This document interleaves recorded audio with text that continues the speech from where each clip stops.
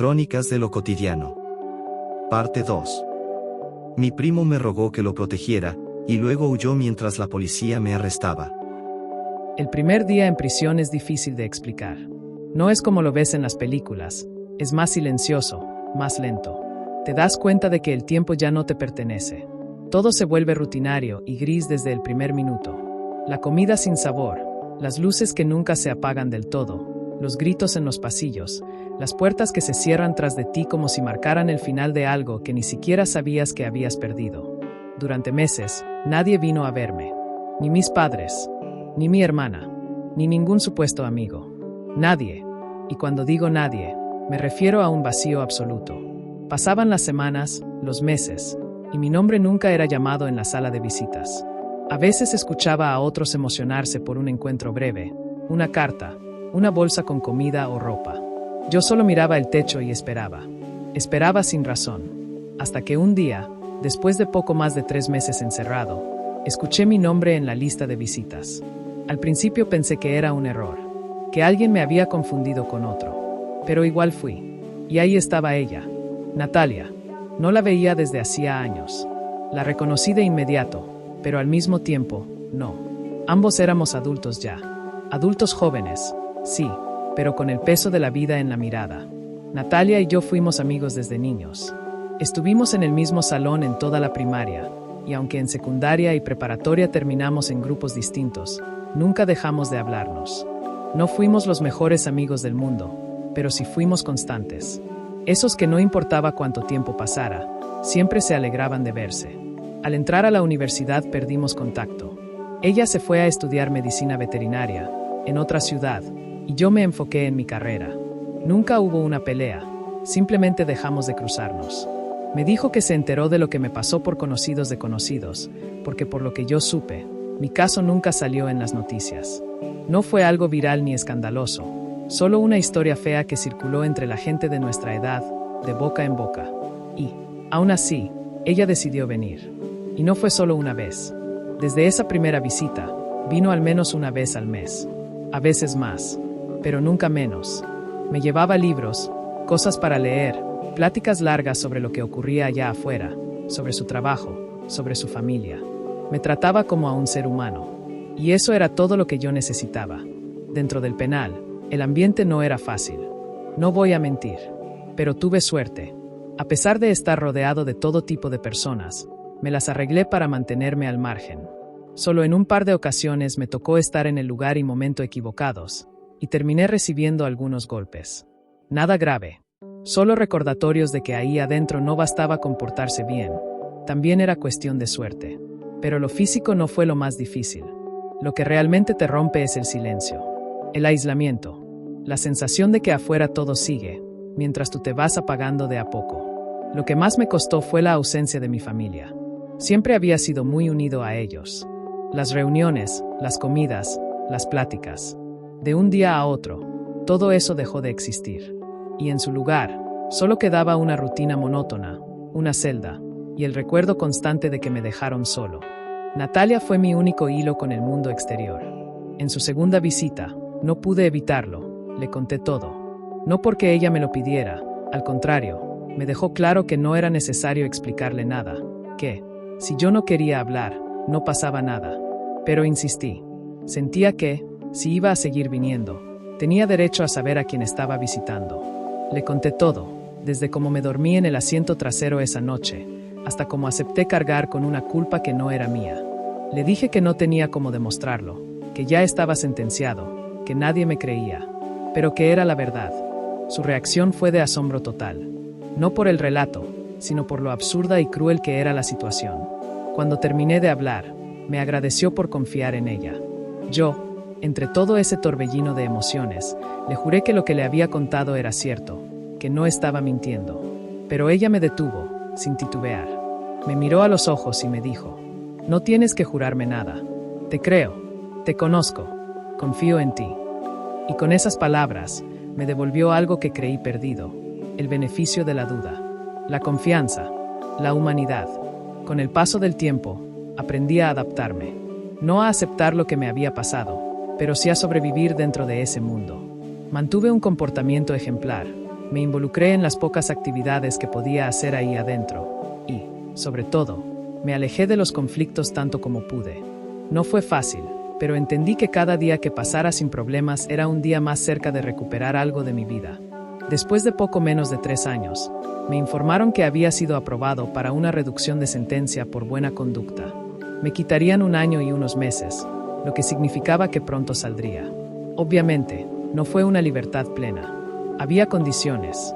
No podía salir del estado sin autorización. Tenía que presentarme de forma regular a firmar. No podía involucrarme en ninguna actividad sospechosa o ilegal, por mínima que fuera. Y aunque legalmente estaba libre, seguía cargando con antecedentes penales, algo que marcaría todo lo que viniera después.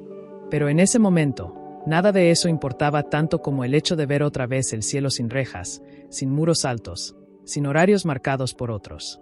Salí con lo puesto y con una mochila que parecía más pesada de lo que era. Afuera me esperaba Natalia. No dijo mucho, solo me abrazó. Y ese gesto, tan simple y tan real, fue lo más parecido a sentirme humano después de tanto tiempo. Recuerdo que, al subir al auto de Natalia, no sabía muy bien qué seguía. Después de todo ese tiempo, de las visitas, del silencio, nunca planeé nada. Ni siquiera hablé con ella sobre lo que haría cuando saliera. Nos quedamos en un breve silencio que se sentía eterno. Fue entonces cuando, con la voz casi quebrada, le confesé que no sabía qué hacer ni hacia dónde ir, que no tenía un plan, que no tenía a dónde volver, que no tenía nada. En ese momento, muchas cosas comenzaron a pasar por mi mente. El peso de los años encerrado, el miedo de un futuro incierto, la ausencia de mi familia y amigos, el no tener un lugar al que llamar hogar. De repente, sentí que el cuerpo me traicionaba. Las palpitaciones se aceleraron, el sudor comenzó a cubrir mi frente, mis manos temblaban, y la respiración se me hacía difícil. La sensación de asfixia me invadió, sentí mareos, náuseas y un dolor fuerte en el pecho que parecía que iba a derrumbarme. Natalia, sin dudarlo, puso su mano sobre la mía, me habló con calma y firmeza, y poco a poco logró que esas sensaciones se fueran disipando. Me hizo respirar despacio, me recordó que estaba vivo, que había dado un paso enorme y que no estaba solo. Natalia me había visitado muchas veces y siempre había sido un apoyo. Ese fue sin duda el momento en que peor estuve frente a ella. Mostré todas mis heridas internas y externas sin filtros, y fue ella quien, con paciencia y calma, sostuvo mi tormenta cuando sentí que me iba a derrumbar. Después de que logré calmarme un poco, Natalia me miró con esa expresión que mezclaba firmeza con ternura y me dijo, casi como si fuera la cosa más simple del mundo: por ahora no te preocupes por nada. Lo único que necesitas es descansar y comer algo decente. Me lo dijo sin dramatismos, sin pena, como quien ya había tomado una decisión desde antes de verme quebrado. Y entonces, sin dar espacio a objeciones, me extendió una invitación de esas que no te dejan opción de negarte. Vas a quedarte conmigo, en la casa que rento. No es mucho, pero es suficiente, y puedes estar el tiempo que necesites. Y sobre la comida, también me aclaró que no me preocupara. Vivo sola, y con lo que gano es más que suficiente para los dos por ahora. En ese momento no supe ni qué decir. Ya no estaba acostumbrado a recibir algo sin tener que rogar por ello. Y ahí estaba ella, Natalia, diciéndome que tenía un lugar para empezar a respirar. Acepté la propuesta de Natalia, no solo por no tener otro lugar a donde ir, sino porque en sus palabras noté algo que ya no esperaba de nadie: sinceridad y aprecio real. No había lástima, ni obligación. Había voluntad. Los primeros días en su casa fueron raros, en el sentido más humano de la palabra. Volver a dormir en una cama, poder abrir una puerta sin esperar una orden, escuchar música, o simplemente oler comida hecha con cariño, eran cosas que mi cuerpo reconocía, pero mi mente ya no sabía cómo procesar. Me costaba mirar a los ojos. Me costaba comer sin prisa. Me costaba aceptar que alguien más se preocupara por cómo me sentía. Pasaron los días y, como siempre pasa, el pasado te alcanza. Tocaron a la puerta. Eran mis padres y mi hermana menor. No me sorprendió verlos, pero sí me dolió. Sabía que en algún momento aparecerían. Ellos sabían que Natalia me había visitado en prisión, así que no era difícil suponer que, si salía, ella sería la única persona con la que yo contaría. Abrí la puerta y los vi parados ahí, casi incómodos, como si no supieran cómo empezar. Mi mamá fue la primera en hablar. Dijo que habían ido por mí, que podía volver con ellos a casa, al menos mientras encontraba un trabajo o me acomodaba. Que ahora que ya había pagado por mi estupidez, era bienvenido de regreso. Esa palabra, estupidez, no fue solo un mal término, fue una puñalada. Me quedé helado. Los miré uno por uno, no con odio, pero sí con esa mezcla venenosa de enojo, resentimiento y tristeza que se acumula cuando te abandonan en el peor momento de tu vida. Les dije que no podían simplemente aparecer como si nada, como si esos años no hubieran pasado, que no bastaba con darme permiso de volver, ahora que ya había pagado. Y antes de que alguno pudiera decir algo más, los corrí de la casa de Natalia. No les grité, solo les pedí que se fueran, que no tenía nada más que decirles. Cerré la puerta con las manos temblando. Un par de horas después, Natalia regresó del turno en la veterinaria. Apenas me vio, notó que algo no estaba bien. Me senté con ella en la sala y le conté lo que había pasado. No me interrumpió. No me intentó justificar a nadie. Solo me escuchó. Los días pasaron, y poco a poco empecé a adaptarme. Busqué trabajo con la esperanza de encontrar algo relacionado con lo que había estudiado, pero después de varios intentos sin éxito, acepté lo mejor que pude conseguir, un empleo en una bodega de distribución, donde me encargaba de cargar y descargar mercancía. Era trabajo físico, pesado, agotador, pero era honesto. Una de esas tardes pesadas, entre cajas y sudor, me asignaron una entrega a una tienda nueva que acababa de sumarse a la ruta.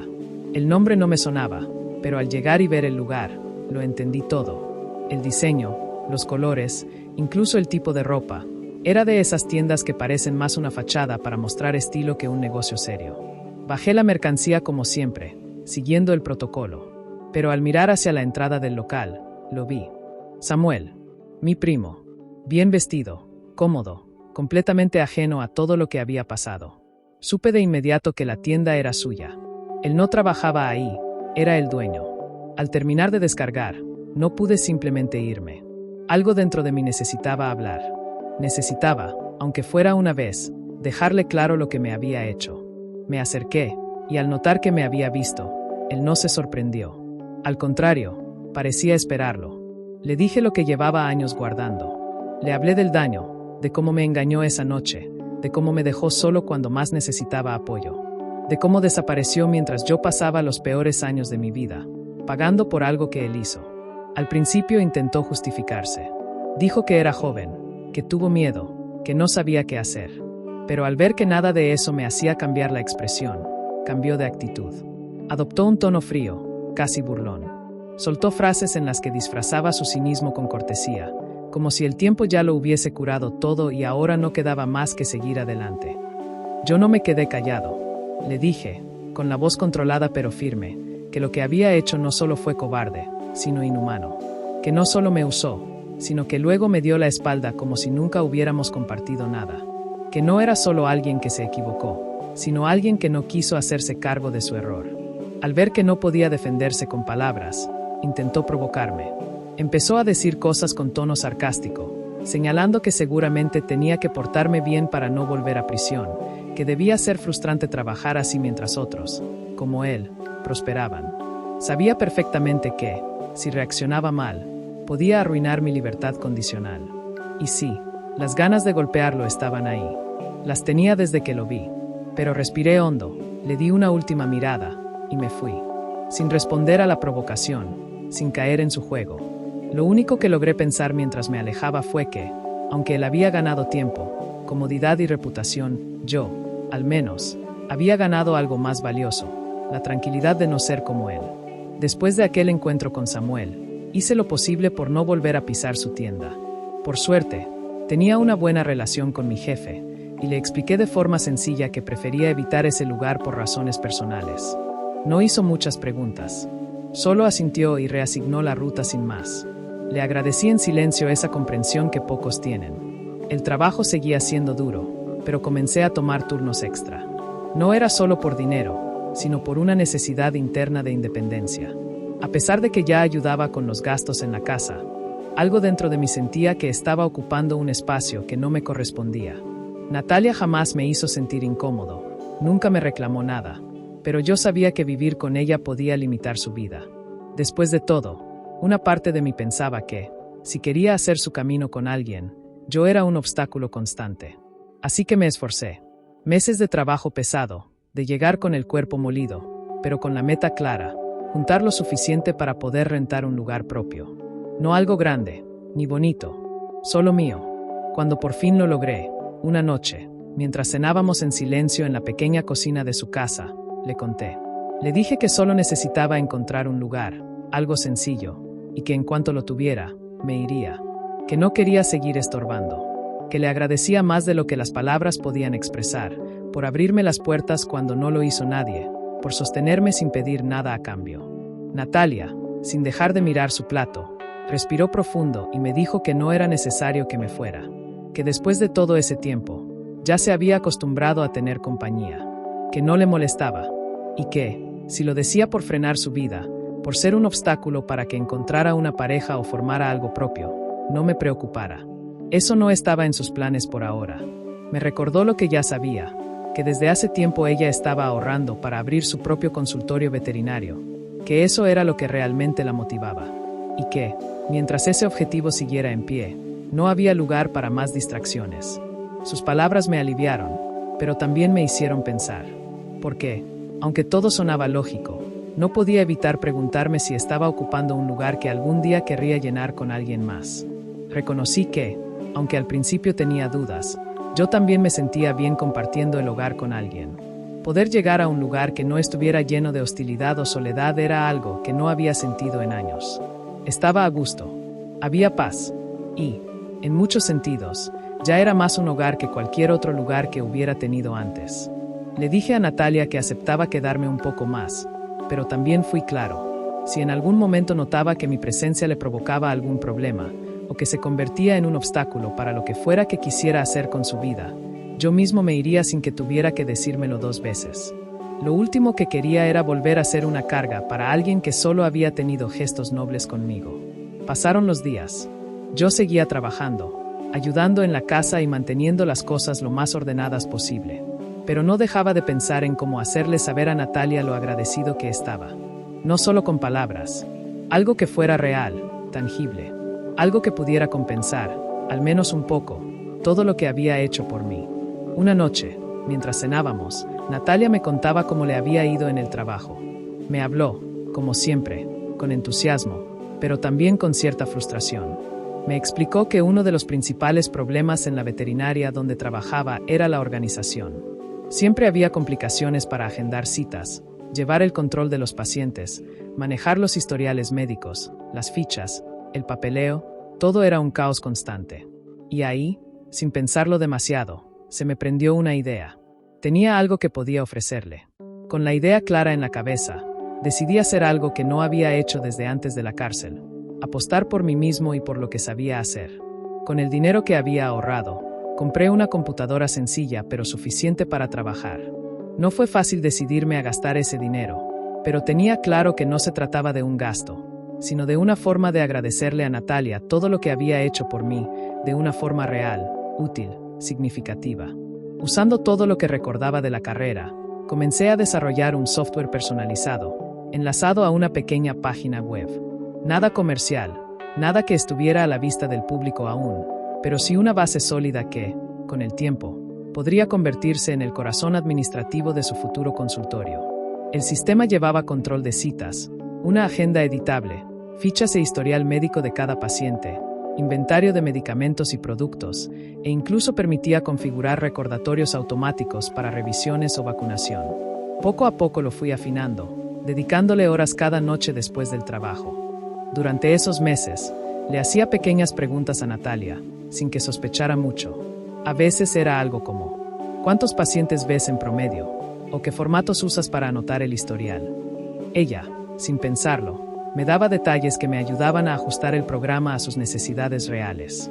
Trabajé en silencio, por meses, y cuando sentí que estaba listo, decidí esperar una fecha especial, su cumpleaños. Ese día, después de una cena sencilla en casa, le di 2 cosas: una caja pequeña con una pulsera de plata sencilla, pero bonita, y un sobre donde había impreso un resumen del sistema y los accesos de prueba a la web y al software. Le di mi computadora para que pudiera ver la página web.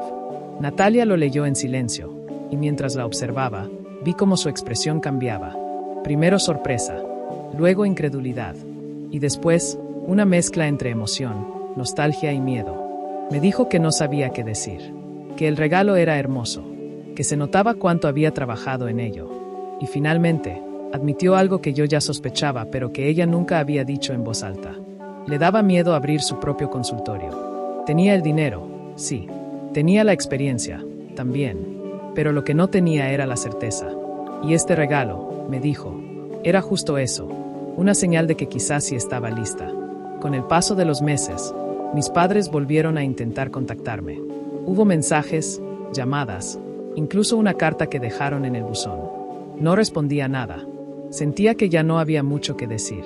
Sin embargo, hubo un intento en particular que vale la pena contar, y no tanto por lo que dijeron, sino por lo que yo sentí, o más bien, por lo que no sentí.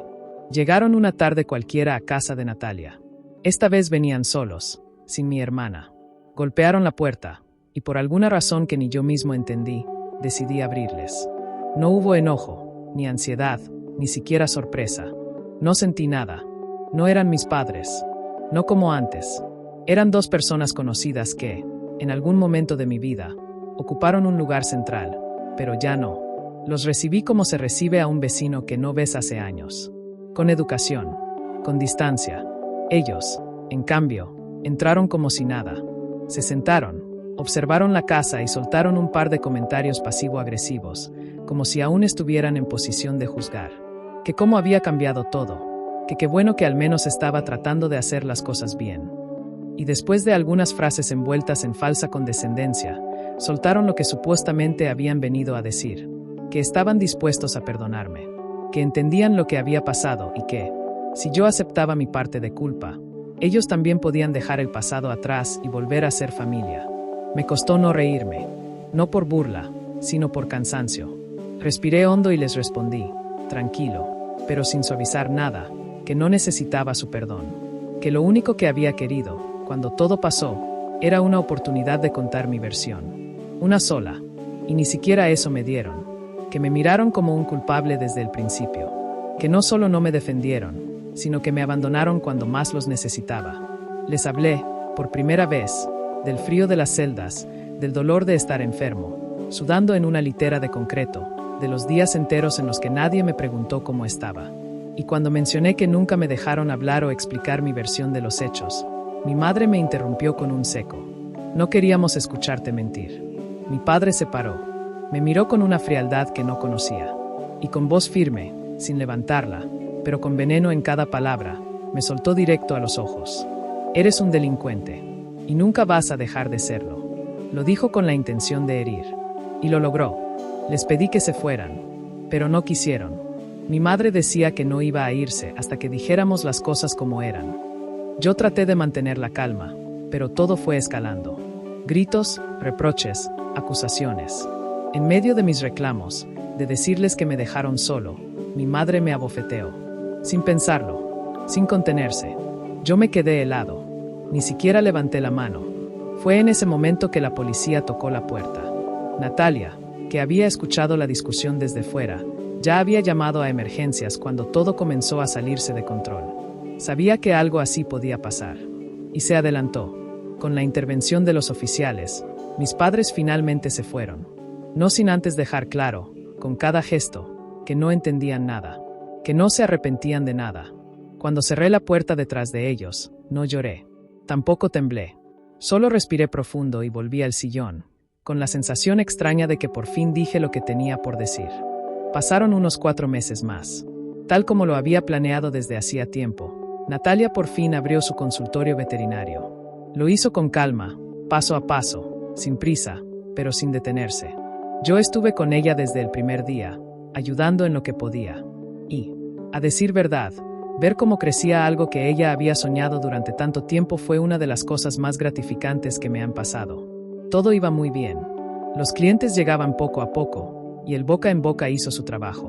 Un día cualquiera, durante una consulta rutinaria a un perro de raza mediana, ni siquiera recuerdo cuál exactamente, el dueño del animal le hizo a Natalia una pregunta casual, casi como quien no quiere la cosa. Le preguntó cómo hacía para mantener todo tan organizado si atendía sola. Los registros, las citas, los tratamientos, los inventarios. Y sobre todo, cómo había conseguido un sistema tan bien integrado sin pagar una suscripción mensual como la de las plataformas comerciales. Natalia, sin pensarlo mucho, le respondió que no lo había comprado en ningún lado, que ese sistema se lo había hecho un amigo como regalo, que, en realidad, ella no entendía del todo cómo funcionaba, pero que era de las mejores cosas que alguien había hecho por ella. Ese cliente, al escuchar eso, se interesó aún más. Le preguntó si podía contactarme, que quería saber más sobre lo que había hecho y que, si era posible, hacer negocios conmigo. Natalia me contó todo ese mismo día. Me dio su tarjeta, que aquel hombre le había dejado antes de irse. José, decía, y debajo, en letras más pequeñas, coordinador de transformación digital.